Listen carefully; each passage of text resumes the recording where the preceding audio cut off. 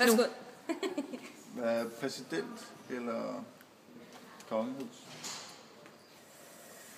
Snakker vi i Danmark? Snakker i Danmark. Okay, så synes jeg, vi skal fortsætte med vores kongehus, for det synes jeg er noget, vi kan være stolte af.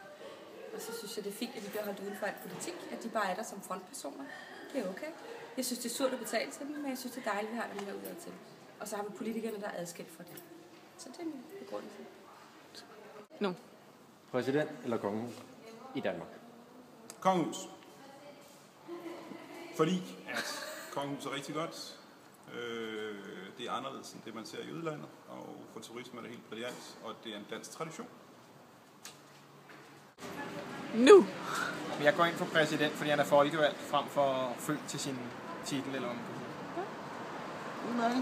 Nu. Yes, jamen jeg synes, at kongehuset det er the thing, fordi at det indbringer en masse penge til vores land, og det er en kæmpe del af vores kultur.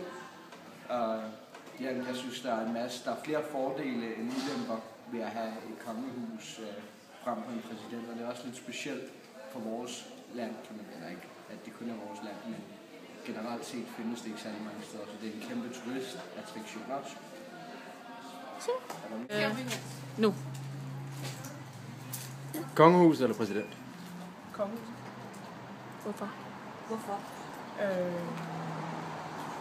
Jeg synes, der er meget mere kultur i kongehuset. Det er meget kulturværdier. Og så giver det også en god form for turisme. Ja, det er nogle penge også der for turisme.